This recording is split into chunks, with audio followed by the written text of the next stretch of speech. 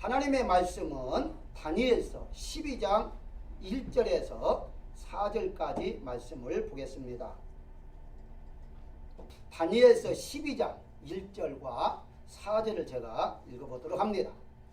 그때에 내 민족을 호유하는 큰 군주 미가엘이 일어날 것이요 또 환란이 있으리니 이는 개국 이래로 그때까지 없던 환란일 것이며 그때 내 백성 중에 중책에 기록된 모든 자가 구원을 받을 것이라. 땅의 티끌 가운데에서 자는 자 중에서 많은 사람이 깨어나 영생을 받는 자도 있겠고 수치를 당하여서 영원히 부끄러움을 당할 자도 있을 것이며 지혜 있는 자는 궁창의 빛과 같이 빛날 것이요 많은 사람을 옳은 대로 돌아오게 한 자는 별과 같이 영원토록 빛나리라. 다니엘아, 마지막 때까지 이 말을 간수하고 이거를 봉합하라. 많은 사람이 빨리 왕래하며 지식이 더하리라. 아멘. 오늘 본문에 보게 되면 3절에 별과 같이 영원토록 빛나리라 라고 말씀하고 있는데요. 별은 별인데 영원히 빛이 나는 별이다. 이렇게 지금 본문이 말씀하고 있습니다. 성경에서 별을 소개할 때마다 이제 여러 가지 의미를 가지고 있는데요. 두 가지만 소개한다면 별은 많다는 의미를 사용할 때, 두 번째는 영광이라고 말할 때에 별을 사용합니다. 예를 든다면 바울이 고린도전서 15장 41절에 보게 되면 해의 영광, 달의 영광을 말하면서 별의 영광을 말합니다.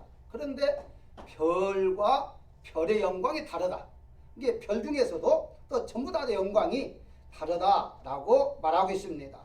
예수님께서 탄생하실 때에 예수님이 별과 밀접한 관련이 많이 있는데요. 여러분 알다시피 동방박사들이 별을 따라 예수님의 탄생 지역까지 갔다.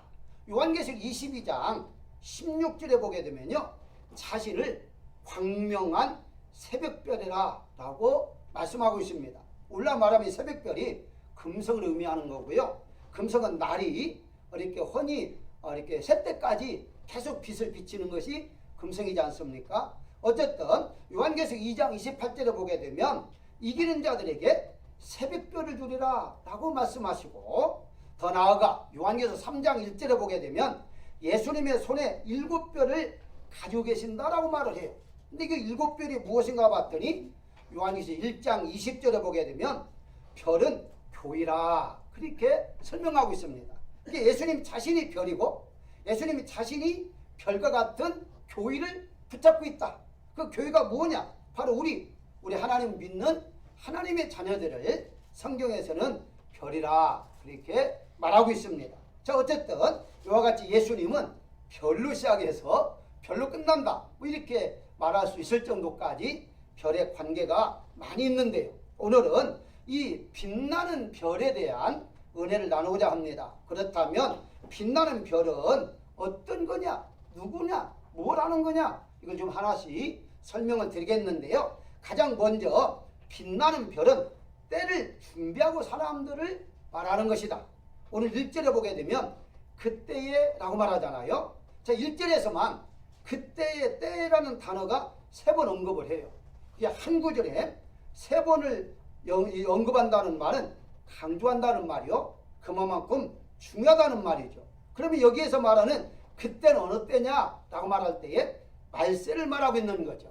한마디로 지구가 완전히 끝날 때 그때를 그때라 이렇게 성경은 말하고 있습니다. 그렇다면 성경에서 말할 때는요, 시간 혹은 하루, 계절, 그리고 연, 시대를 이렇게 분명히 구분해서 말할 때도 있지만은 때로는요, 이 모든 걸 그냥 시간이라든가 일자라든가 연도 그냥 때라는 단어를 사용할 때도 있습니다. 오늘 본문에도 이렇게 때, 그러니까 이 때라는 것은 뭐냐? 일이 될 수도 있고 연이 될 수도 있고 우리는 몰라요. 어쨌든 때라고 했기 때문에 그때는 환난 받는 때요, 말세다, 이것만 우리가 알 수가 있는 것이지 정확하게 몇 월 며칠 날 몇 시 몇 초 여기까지 우리는 모른다. 이렇게 말씀을 드릴 수가 있는데요. 자, 이 본문에 나오는 이 때를 성경에서 보게 되면요, 많이 언급을 해요. 그 중에서 가장 많이 언급하는 것이 우리 잘 아는 대로 전도서 3장에 보게 되면 때를 쭉 설명을 해요. 1절에 보면 이런 말 합니다. 천하 만사가 때가 있다라고 하잖아요. 그러면서 때에 대해서 쭉 설명하는데 거기에 보게 되면요, 날 때, 죽을 때, 심을 때, 뽑을 때, 그러면서 제가 세봤더니 30번을 말하더라고요. 이건 제가 센 거니까 여러분 다시 한번 때를 정확하게 세보면 뭐 31번이 될 수도 있고 어쨌든 그 정도 나올 겁니다만은 저는 이제 30번을 세봤어요. 그러니까 30번 정도 때에 대해서 말한다는 무슨 말이냐? 이것은 정해놓은 때가 아니라 생활하면서 우리가 느껴지는 때를 지금 말하고 있는 거죠. 다시 말씀드리면 이렇게 하나님께서 시간을 정해놓았다라고 했을 때에 그 24시간, 하루 24시간 정해놨죠. 그런데 우리 자신을 어떻게 살아가야 한다라고 정해놓지는 않았다는 거예요. 그래서 우리가 이 성경 읽어볼 때에 때가 나온다든가 시간이 나오게 되면 이건 하나님 정해놓은 시간인가 아니면 이것은 생활 속에서 일어나는 시간인가를 알고서 말씀을 해석해야만이 정확하게 해석할 수 있습니다. 다시 말씀드리면 날 때가 있고 죽을 때가 있다. 근데 그것은 생활 속에서 예를 들어서 이제 났으면 죽는다. 그런데 어느 때 죽을 것인가는 말씀하지 않아요. 그건 정해놓지 않았어요. 만약에 예를 들어서 너는 몇 월 며칠 날 태어나서 몇 월 며칠 날 100살까지 살다가 죽어라. 딱 정해놨다면 그건 운명이지 섭리가 아니에요. 우리 기독교는 그렇게 받아들일 수가 없습니다. 그러니까 하나님께서 난자면 반드시 죽는 거다. 이것만 정해놓았지 언제 어느 때 죽는 거다라고 정해놓지 않았습니다. 만약에 그것까지 정해놨다고 믿는다면요. 물론 이제 근본 주의자들은 믿는 사람도 있습니다만은 이렇게 정해놨다면 이렇게 생각하면 됩니다. 여러분들이 이제 지금 11시 30분인데 12시 하나님께서 웃도록 정해놨다. 그러면 여러분들이 웃을 일이 없어도 웃으면 됩니다. 정해놨잖아요. 그리고 이제 울게 정해놨다. 그러면 시간이 딱 되면 울어야만 됩니다. 그건 말이 안 되는 그 운명론이거든요. 그게 말이 안 되는 거예요. 그러면 하나님 뭘 정해놨느냐? 바로 이건 정해놨죠. 몇 시에 웃어라, 몇 시에 울어라, 울 때, 웃을 때 이걸 시간을 정해놓은 것이 아니라 웃길 때 웃으라고 정해놨어요. 그게 웃길 때 웃어야지. 만약에 웃기 있는데 가만히 있으면 이상한 사람이죠. 옆에서 막 울고 있는 숲에서 울고 있는데 막 웃어보세요. 그게 이상한 거죠. 그러니까 웃길 때는 웃도록 정해놓으시고 프로그램을 정해놓으시고 울 때는 울도록 정해놓으신 것이지 몇 시가 되면 너는 우리하고 몇 시가 되면 너는 잠을 자야 하고 몇 시가 되면 너는 일어나야 하고 이렇게 정해놓지 않았다는 겁니다. 그렇기 때문에 바로 여기에서 때라 하는 것은 분명하게 하나님께서 이 환난에 대한 때를 말씀을 하시는과 동시에 몇 월 며칠 날 이런 말세가 일어날 것이다. 주님 며칠 날 이 땅에 오실 것이다. 이렇게 말씀한 것은 아니다는 거예요. 그러면 우리가 모르는데 어떻게 할 것인가? 준비하라고 했는데 분명히 어떻게 할 것인가? 예수님께서요 마지막 날 이제 하나님 승천하시기 전에 이런 말씀하십니다. 사도행전 1장 7절에서 때와 시기는 아버지께서 자기의 권한에 두셨으니 너희가 알 바가 아니요 라고 말합니다. 아버지의 권한이니까 며칠 날 말세가 될 것이다. 주님이 다시 내가 올 것이다. 이건 너희가 신경 쓸 것도 없다. 이건 하나님의 권한, 즉 하나님의 섭리 속에 있는 것이지 우리가 알 수가 없다라고 분명히 말을 해요.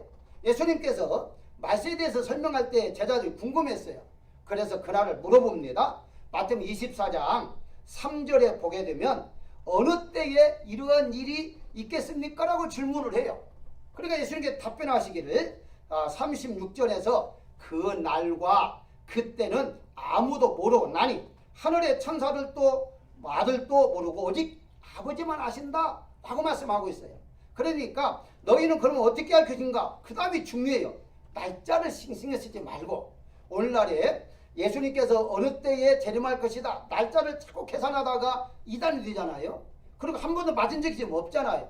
그 44절에 이렇게 말하 이러므로 그래요. 이러므로 날짜와 시간을 모른다. 그렇다고 그럼 가만히 있어야 하느냐? 그게 아니라 이러므로 너희도 준비하고 있어라 라고 말을 하죠. 다시 말씀드리면 우리가 어느 때에 이 말세가 될 줄은 모르지만 우리는 늘 준비하고 있어야 한다. 바로 내가 어느 때 이 세상을 떠날지는 모르지만 우리가 떠날 준비를 하고 있어야 한다.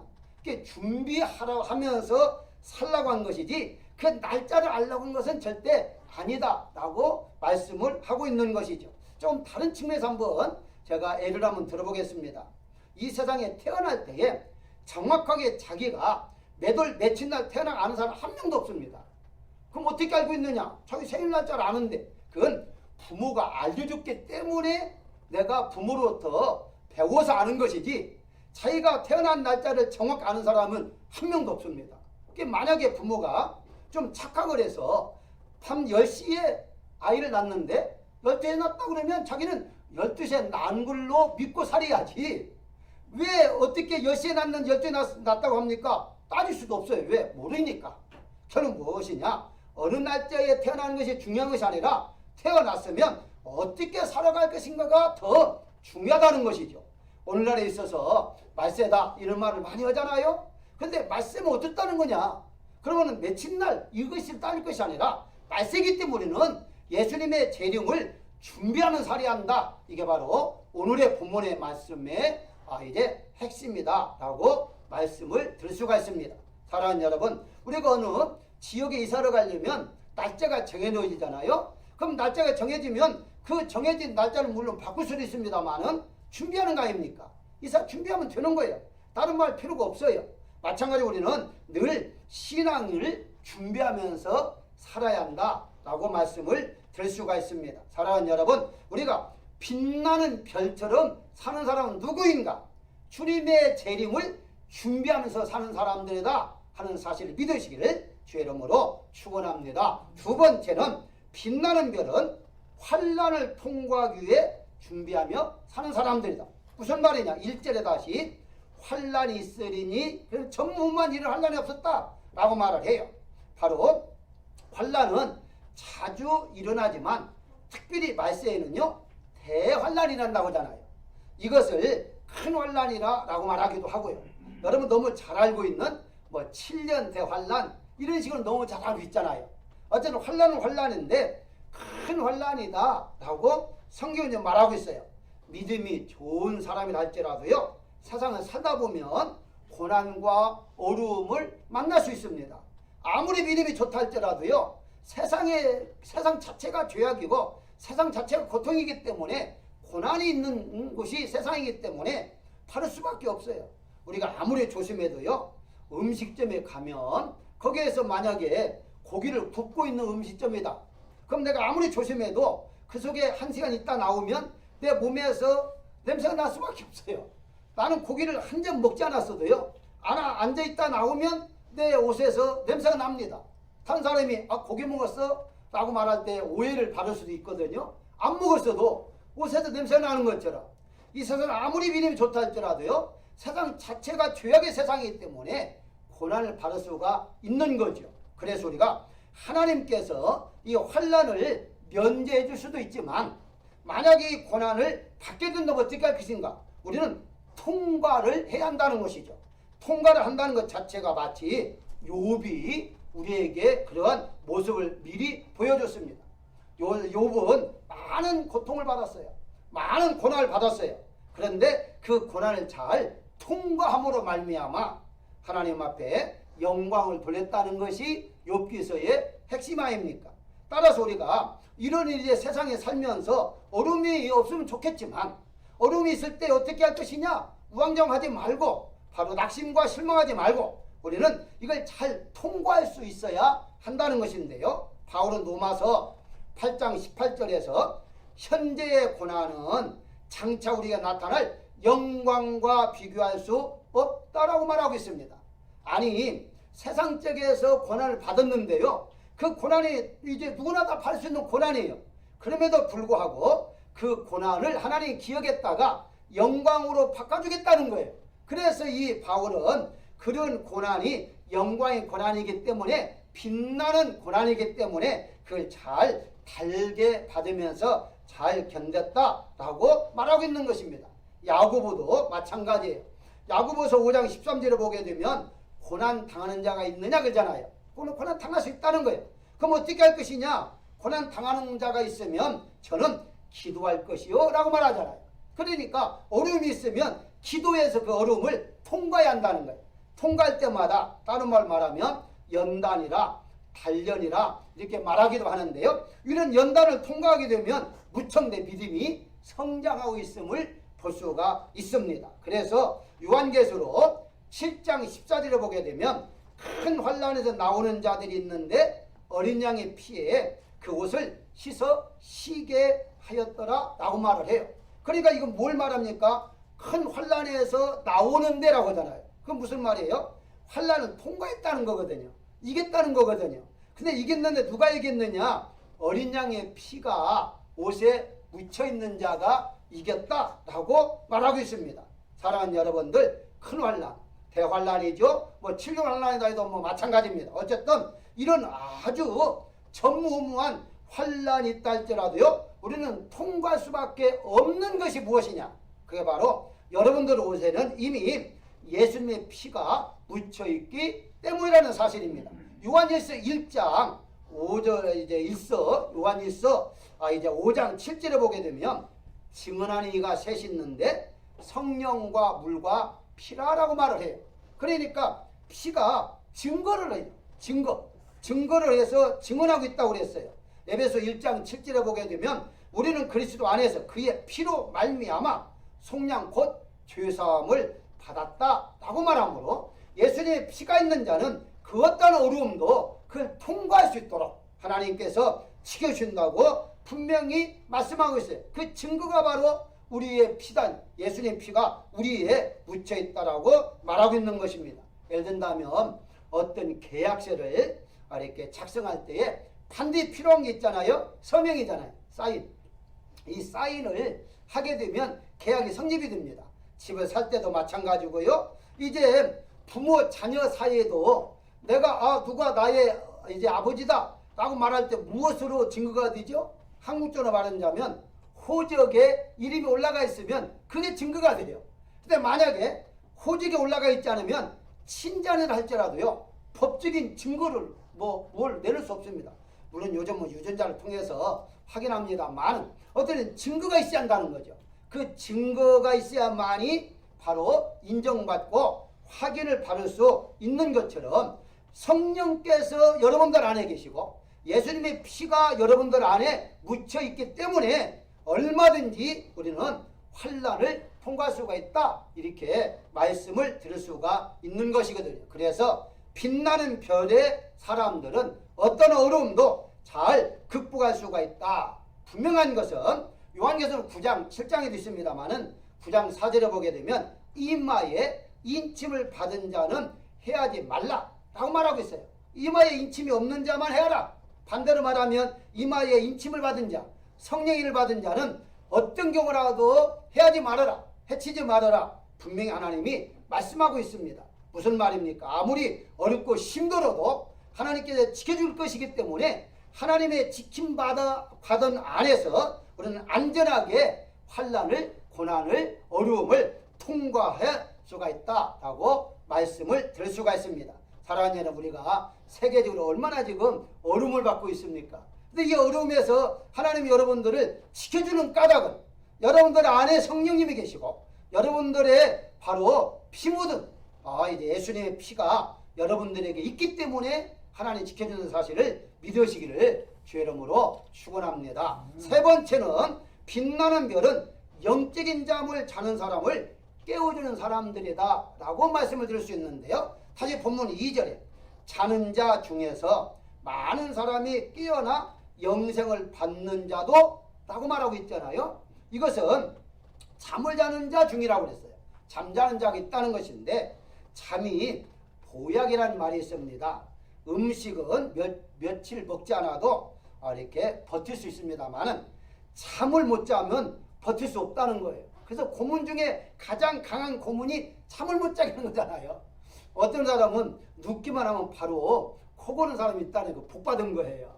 어떤 분이 잠이 오잖아 가지고 안대를 하고 약을 먹고 해도 겨우겨우 잠을 못 자는 경우가 얼마나 있습니까? 이런 사람들이 참 괴롭거든요. 왜냐하면 잠을 못 자면 피곤해서 그 이튿날에 움직이지를 못하잖아요.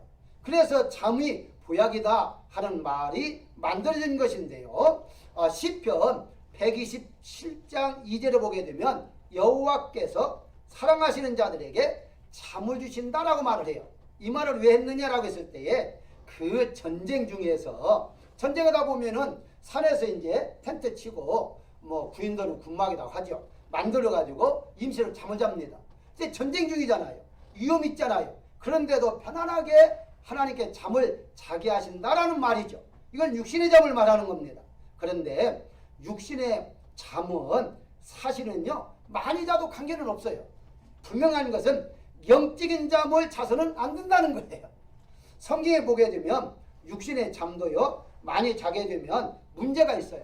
잠언서 24장 33절을 보게 되면 좀 더 자자, 좀 더 졸자, 손을 모으고 좀 더 누워있자 라고 하면 그 사람의 결과가 34절에 빈궁이 강도같이 오며 내 공핏이 분사같이 이르리라. 그건 무슨 말입니까? 한마디로 가난해진다는 거예요.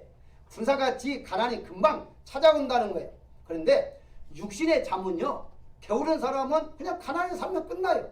문제는 영적인 게으름, 영적인 잠을 자게 되면 이것은 그렇게 가난하게 살고 끝나는 게 아니라 영원한 지옥까지 가게 되기 때문에 잠자는 자는 반드시 일어나야 한다는 것이고, 내가 깨어있는 사람은 주변에 잠자는 자가 있으면 깨어줘야 할 의무가 있다고 성경은 말씀하고 있습니다. 그래서 오늘 본문에 잠자는 자라는 말은 육신적인 잠을 말하지 않고요 신앙의 잠을 말하고 있어요. 왜냐, 그 옆에 보게 되면 구원받을 자가 있다고 그러잖아요. 영생을 받는 자가 있다고 하잖아요. 구원과 영생은 뭘 말하죠? 바로 영적인 신앙의 잠을 말하고 있는 거죠. 안타까운 것은 요즘 이렇게 무한폐렴 때문에 많은 분들이 예배를 잘 안 드리고 교회 생활이 멀어져서 신앙도 잠을 자는 사람이 있다라는 소리를 듣고 있습니다.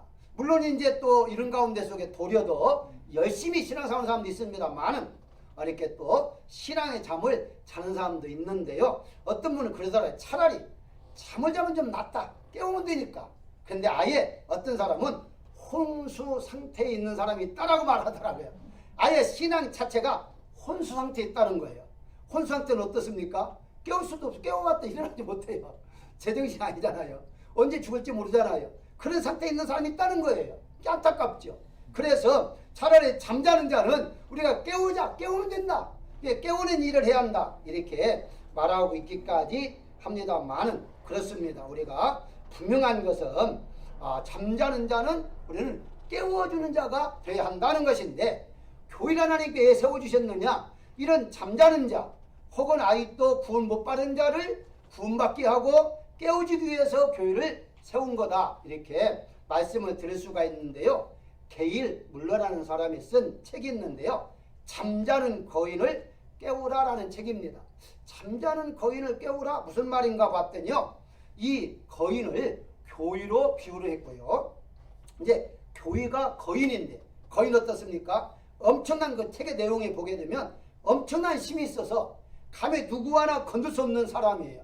그렇게 대단한 힘을 가진 자인데 중요한 것은 잠을 자고 있다는 거예요.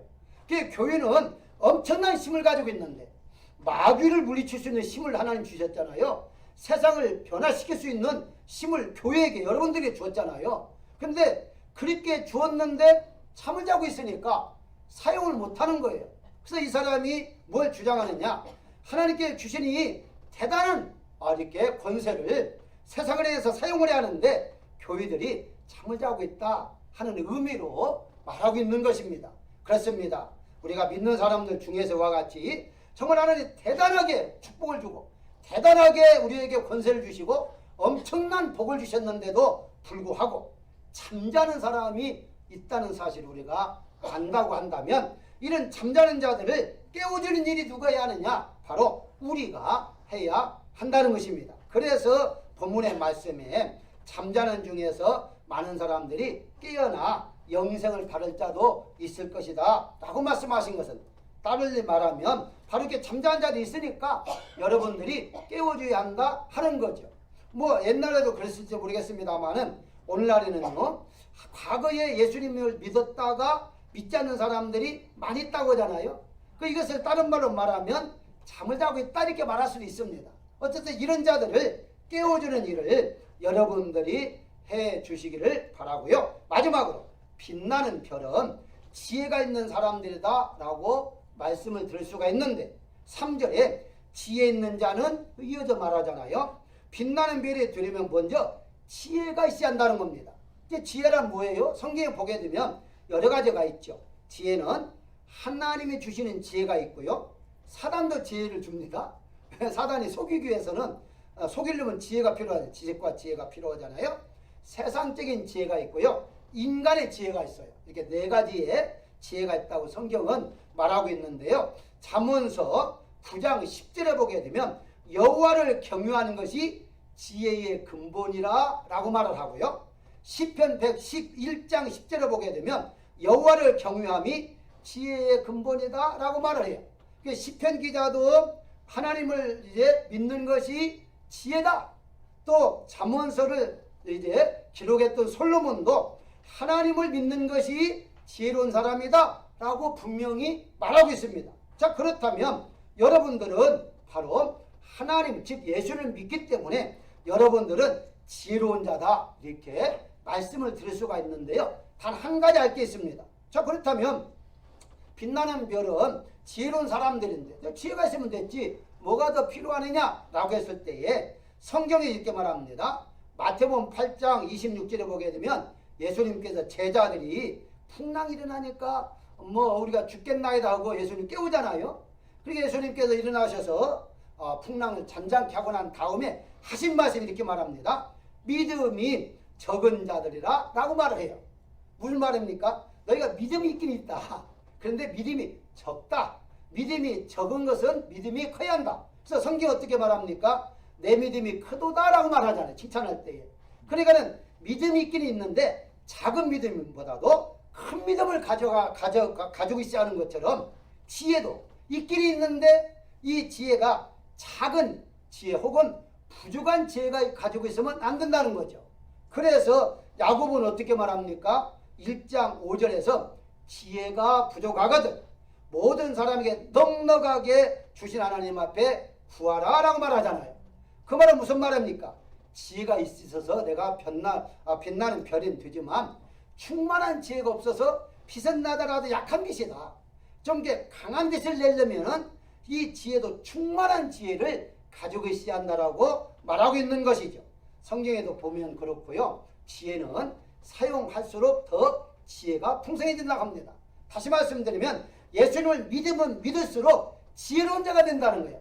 지혜가 더 풍성해진다는 거예요. 그 말은 믿음과 함수의 관계가 있다라고 말씀을 드릴 수가 있죠. 이 세상에서는요. 세상적으로 지식이 있는 사람, 지혜가 있는 사람이 많이 있어요. 세상적인 지혜. 그런데 바울은 어떻게 말합니까? 바울은 세상적인 지혜로 고린도전서 1장에 나오죠. 세상적인 지혜는 자기 지혜와 이렇게 합해서 말하는 거거든요. 하나님을 알지 못한다라고 말을 해요. 그러니까 세상에서 100개 이상의 박사학위를 가지고 있다 할지라도요. 그 지식, 그 지혜 가지고 하나님을 알 수는 없다는 거예요. 그러니까 하나님을 아는 지혜는 따로 있다는 것을 분명히 성경에서 말씀하고 있는데요. 하나 한번 예를 들어 볼까요? 우리가 이 지구에 살고 있는데 온 우주를 한번 생각해 보십시다.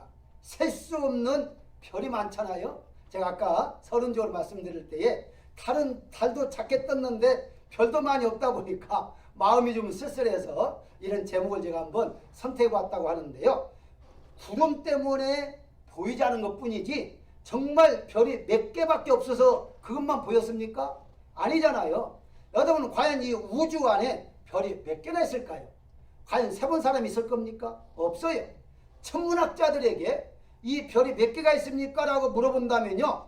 천문학자들의 대답은 그 셀 수가 없이 많다라는 게 대답이에요. 못 셉니다.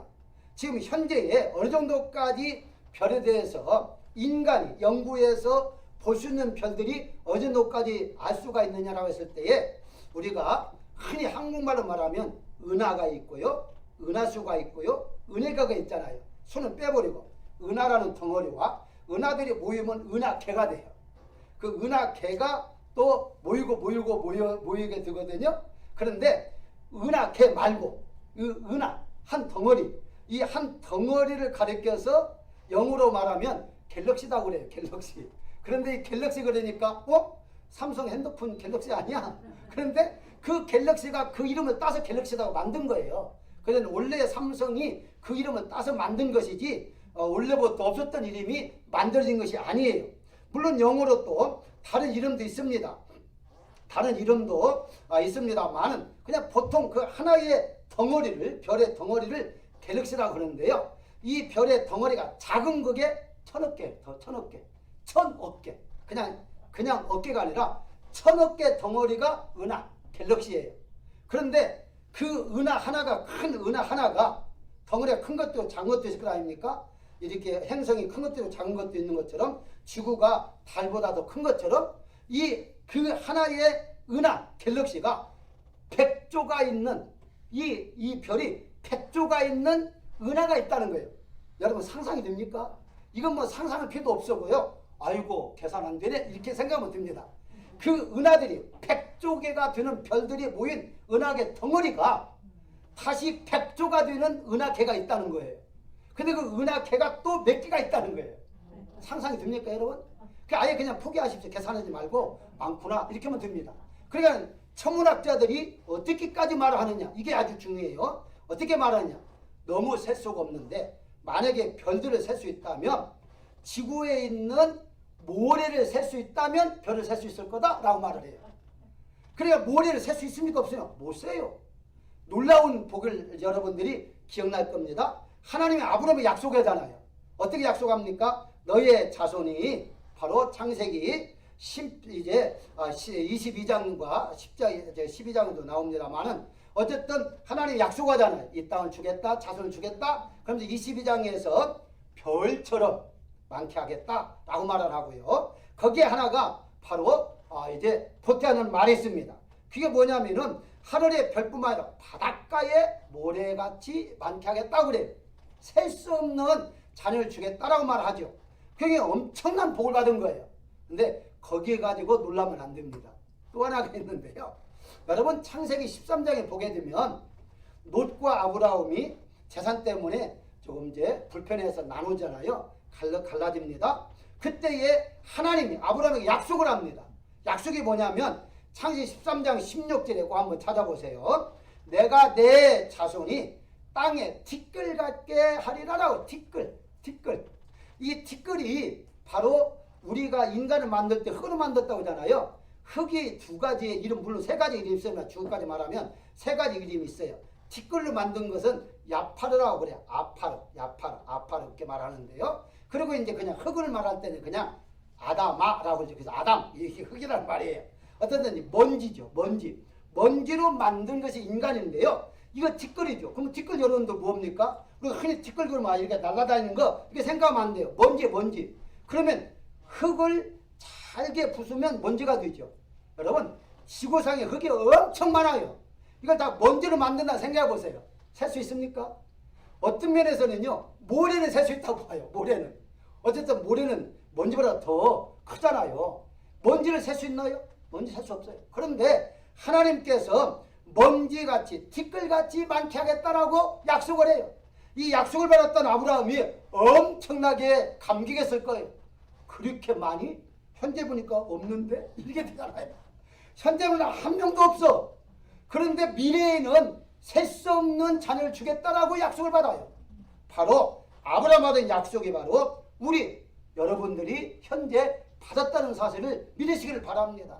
현재는 아무것도 안 보인다 할지라도, 현재는 눈에 보이지 않는다 할지라도요, 하나님께서 이와 같이 별들이 셀 수 없이 많은 별들을 우리에게 허용하신 것처럼 여러분들의 앞날을 하나님께서 축복의 일로 인도하는 사실을 믿으시기를 바랍니다. 결론적으로 말씀을 드리면 우리가 흔히 별이라고 말하잖아요. 그럴 때에 하늘에 있는 진짜 별이라고 말을 해요. 그 다음에 어떤 분야에서 뛰어난 사람을 스타라고 말해요. 스타. 뛰어난 사람. 그래서 이 스타, 여러분들 여기 이렇게 LA에 가보면 할리우드에 바닥에 스타 그림을 그려주고 이름을 다 넣어놨잖아요. 대단한 사람들이죠. 근데 또 하나가 이제 군인들, 장군을 가리켜서 별이다 그러잖아요. 별 따기가 참 힘들다라는 말이 있습니다. 자, 여러분, 이 별이 우리가 분명히 합시다. 별 볼 일 없다고 할 때요, 그 별을 말하는 게 아니에요. 별 볼 일 없다는 말은 다른 볼 일이 없다는 말이에요. 틀려요. 근데 사람들은 별 볼 일 없다니까 새벽에 일어날 일이 없다라고 하는데요. 아니, 우리 믿는 사람들은 별을 보야 해요. 진짜 별을. 왜? 새벽에 일어나야만이 새벽별 보고 우리가 기도를 해야 하는데 별 볼 일 없이 사는 사람들은요, 별을 안 본단 말이에요. 그런 뜻이 절대 아닙니다. 자, 어쨌든 우리가 이런 말을 하잖아요. 서로서로 사랑하면 별까지 따다주겠다. 순거짓말입니다. 절대 별 못 따다줍니다. 아니, 어떻게 별을 따다주겠습니까? 그런데 속아요. 사람들이 별까지 따다준다고 하니까 정말 사람 믿을 만한 사람이다 하는데 별까지 따다줬을 정도의 우리의 능력 가진 사람들이 아니에요. 그런데 하나님 오늘 본문의 말씀 어떻게 말합니까? 너희를 빛나는 별로 만들어주겠다고 말씀하고 있는 것입니다. 얼마나 우리가 하나님 앞에 복을 받았으면 그 수많은 별들, 그 많은 별들, 영광의 별처럼 우리를 빛난 별로 만들어주겠다고 말씀하셨고, 이미 예수님을 믿음으로 우리 모두가 다 별이 되었다는 사실이에요. 빛나는 별이 되었다는 사실입니다. 이게 바로 바울이 말하는 것처럼 영광의 별이거든요. 여러분들은 영광을 받으면서 살만한 사람으로 하나님이 지금 현재도 이끌어가고 있다는 사실을 믿으시기를 주의 이름으로 축원합니다.